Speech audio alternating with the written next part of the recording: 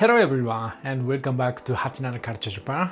I'm Hachi coming to you from Japan. Today I'd like to talk about some of the events we used to have at Japanese sports days. Things have changed a bit in recent years, but when I was growing up, almost every school held its sports day in October.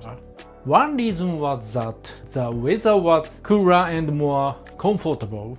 Another was that October 10th used to be Japan's national sports day. Once summer vacation ended around the end of August and school started again, sports day practice would begin almost immediately. It felt like we spent more time practicing during breaks, lunch periods, and especially during PE classes. That's when we practiced all the different events. I'm sure it varied from school to school, but I remember having about 6 weeks of practice. As the big day got closer, we even had school-wide rehearsal with every student participating. Looking back, it was actually pretty intense. Now let me introduce one of the most memorable events. First, there's kumitaiso or group gymnastics. The image you're seeing is just a recreation, but this gives you a general idea of what it looked like. Students would work together to create different shapes and formations using their own bodies. The most impressive formation was probably the human pyramid. 5-level pyramids were pretty common at the time. This was also one of the events that required the longest training period. And honestly, the pyramid was physically exhausting. The students on the bottom had to support everyone's weight, which put a lot of pressure on their knees. Meanwhile, the higher you climbed, the greater the risk of falling. To be honest, a lot of students were probably thinking, why are we even doing this? In recent years, many schools have stopped doing these large pyramids, and they are much less common now. If you asked me back then, this would definitely have been my number one event that I didn't want to participate in. Next up is tamaire or ball tossing. This event was mainly for younger students. Oh, and I forgot to mention something. Students were divided into two teams, the red team and the white team. The battle between red and white is a big part of Japanese sports day culture. The rules of tamaire are simple. You throw as many balls as possible into a basket mounted high on a pole. The balls themselves are pretty unique.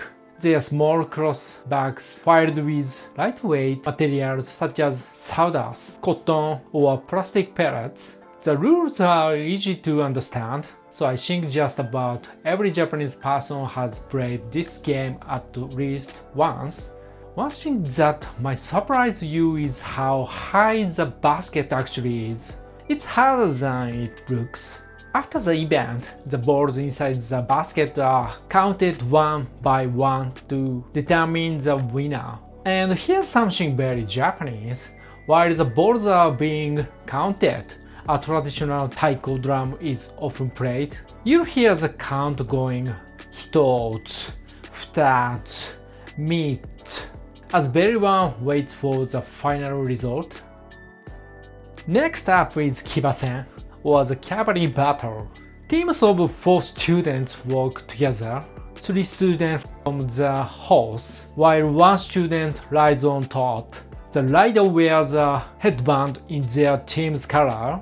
The goal is to steal the other team's headband while protecting your own. This event can get pretty rough, but it's also incredibly exciting when you are actually taking part in it.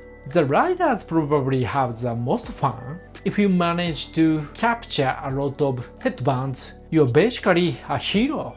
Of course, if your headband gets taken right away, your teammates might not be very happy with you.